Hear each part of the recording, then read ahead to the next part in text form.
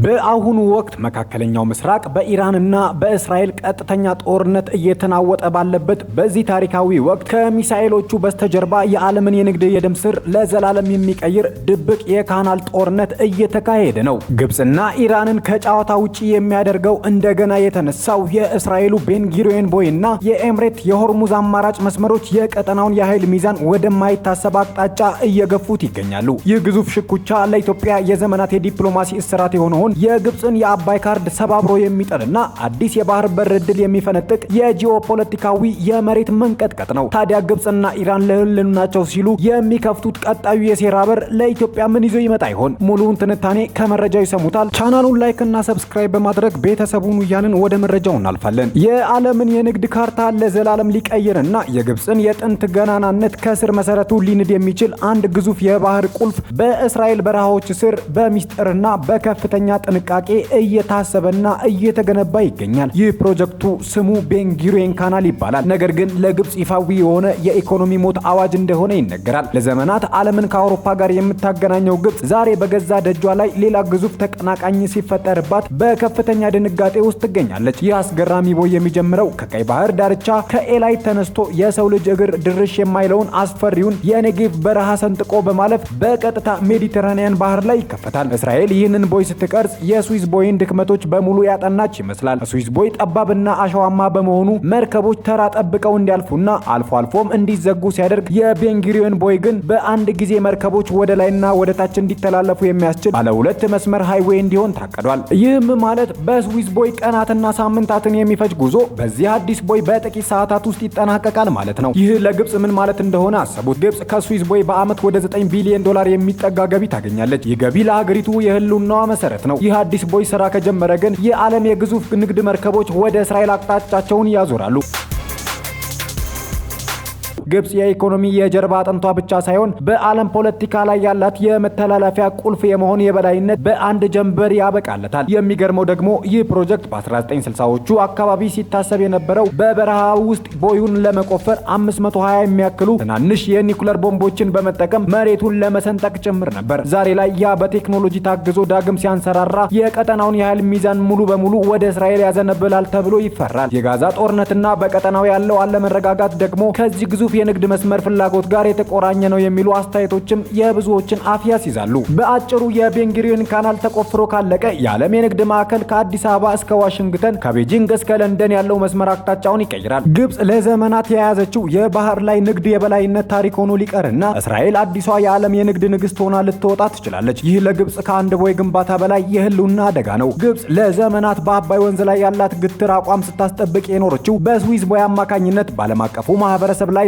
ላት ከፍተኛ ተሰሚነት ነው። ስዊዝ ቦይ እንዳይዘጋ ከተፈለገ ግብጽ መረጋጋት አለባት። ለዚህ ደግሞ አባይ ዋስትና ሊሆናት ይገባል የሚለው ያ ድብቅና አስፈሪ የዲፕሎማሲያዊ ጫና አሁን ላይ ዋጋ ሊያጣ ዳርዳር እያለ ነው። የቤንጉሪዮን ካናል ከተከፈተ ዓለም አቀፍ የንግድ መርከቦች አማራጭ ያገኛሉ። ይህም ግብጽ ዓለምን የምታስፈራራበት የስዊዝ ካርድ ከእጇ ላይ ያራግፈዋል። በዚህ አስደንጋጭ ለውጥ ምክንያት ኢትዮጵያ በአባይ ወንዝ ላይ ያላትን የልማት ፍላጎት ከግብጽ ጫና በበለጠ ነፃነት እንድታራምድ ትልቅ የታሪክ በር ይከፍትላታል። የዚህ ቦይ መነሻ በቀይ ባህር ላይ ያለችውን የኤላት ወደብ መሆኗ ደግሞ በቀጠናው አዲስ የኃይል ሚዛን መፈጠሩን ያበስራል። በቀይ ባህር ላይ ለዘመናት የነበረው የግብጽና የሳውዲ አረቢያ ብቻ መጫወቻነት አብቅቶ እስራኤል ዋነኛ ወታደራዊና የንግድ ተዋናይ ሆና ብቅ ትላለች። ይህ ለውጥ ኢትዮጵያ ወደ ባህር በር ለመጠጋት ለምታደርገው ጥረትና በቀይ ባህር አካባቢ ላላት ስልታዊ ፍላጎት አዲስ የጨዋታ ሕግ ይዞ ይመጣል።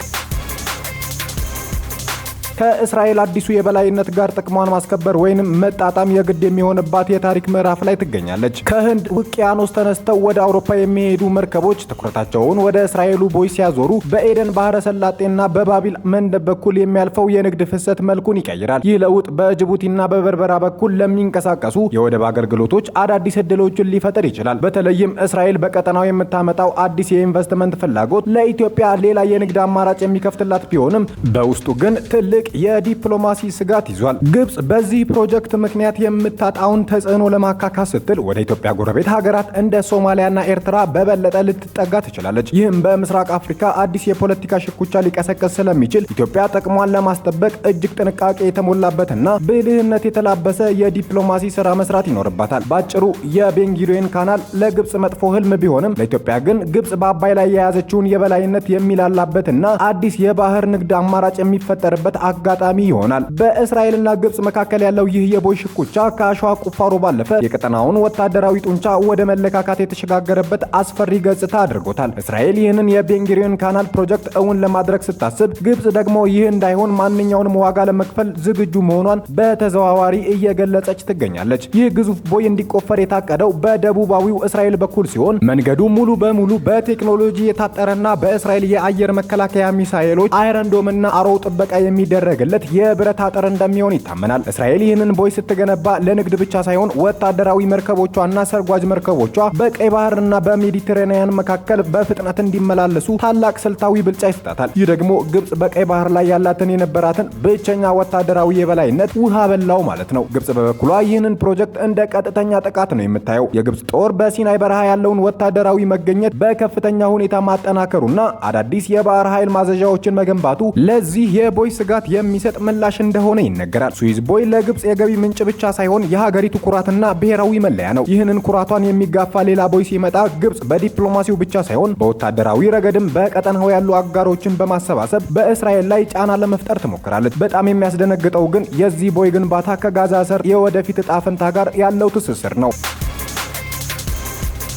ቦዩ ሜዲትራኒያን ባህር ላይ የሚያርፍበት ቦታ ለጋዛ በጣም ቅርብ በመሆኑ እስራኤል በዚህ አካባቢ ፍጹም ሰላምና ቁጥጥር እንዲኖር ትፈልጋለች። ይህ ፍላጎት ደግሞ በአሁኑ ወቅት በቀጠናው ለሚታየው ከፍተኛ ግጭትና ወታደራዊ ውጥረት አንዱ ድብቅ ምክንያት ሊሆን ይችላል የሚሉ ግምቶችን በይበልጥ አጠናክሯል። ለኢትዮጵያና ለሌሎች የቀይ ባህር ሀገራት ይህ ሁኔታ ከሁለት ዝሆኖች ግብግብ በላይ ነው። በግብጽና በእስራኤል መካከል የሚፈጠረው ወታደራዊ ሽኩቻ በቀይ ባህር ላይ አዳዲስ የጦር ሰፈሮች እንዲገነቡና የቀጠናው ውሃ በጦር መርከቦች እንዲጥለቀለቅ ሊያደርግ ይችላል። ግብጽ ለህልውናዋ ስትል የምታደርገው ወታደራዊ ዝግጅት በምስራቅ አፍሪካ ፖለቲካ ላይ በተለይ አባይ ወንዝ ጋር ተያይዞ አዳዲስ ውጥረቶችን ሊቀሰቅስ ይችላል። በአጠቃላይ የቤንጉሪዮን ካናል አፈጻጸም ከኢንጂነሪንግ ስራ ይልቅ ወታደራዊና የደህንነት ስራው እጅግ የበረታ ነው። እስራኤል ቦዩን ለመቆፈር ስትሰናዳ፣ ግብጽ ደግሞ አትላንቲኩንና ህንድ ውቅያኖስን የሚያገናኘውን ቁልፍ ላለማጣት ጥፍሯን አውጥታ እየጠበቀች ትገኛለች። ይህ የሁለቱ ሀገራት ፍጥጫ የቀጠናውን ሰላም ወደ አዲስ አቅጣጫ ሊወስደው ይችላል። በሌላኛው መረጃ ደግሞ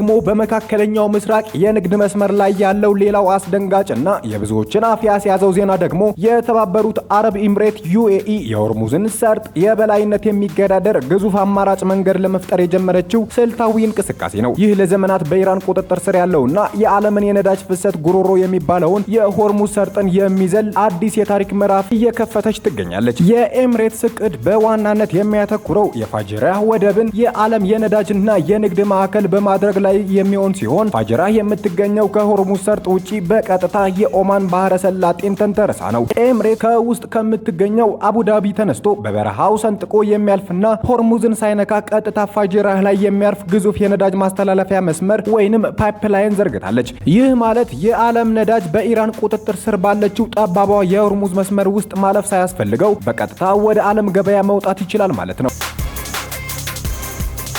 ይህ ለኢራን ትልቅ ድንጋጤ ነው። ኢራን ለዘመናት ምዕራባውያንን ስታስፈራራ የኖረችው የሆርሙዝን ሰርጥ እዘጋዋለሁ በሚለው ብቸኛ ካርዳው ነበር። አሁን ግን ኤምሬት ይህንን ካርድ ከእጇ ላይ እየቀማቻት ትገኛለች። የፋጅራ ወደብ አሁን ላይ በዓለም ካሉ ግዙፍ የነዳጅ ማከማቻና መርከቦች ነዳጅ የሚቀዱባቸው ስፍራዎች አንዱ ሆናለች። ይህ ደግሞ በባህረ ሰላጤው ሀገራት መካከል ያለውን የኃይል ሚዛን ሙሉ በሙሉ ወደ ኤምሬትስና አጋሮቿ ያዘነብላል። ይህ አስገራሚ እንቅስቃሴ ከእስራኤሉ የቤንጉሪዮን ካናል ጋር ሲደመር ደግሞ ነገሩን ይበልጥ ያወሳስባል።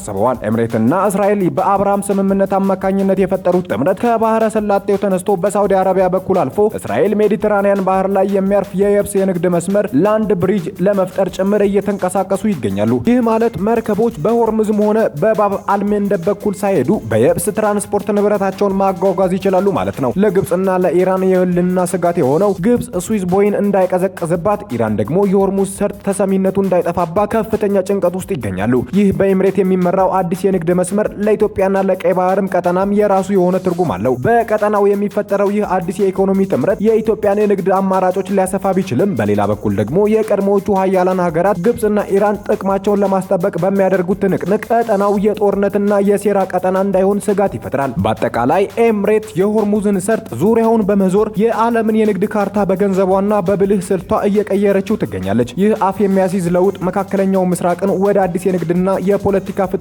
እየከተተው ይገኛል። አበቃን። ሐሳብ አስተያየታችሁን በኮሜንት ሴክሽኑ ላይ አስፍሩልን። ቻናሉን ላይክ እና ሰብስክራይብ በማድረግ ቤተሰቡን እያልን መልካም ጊዜን ተመኘን።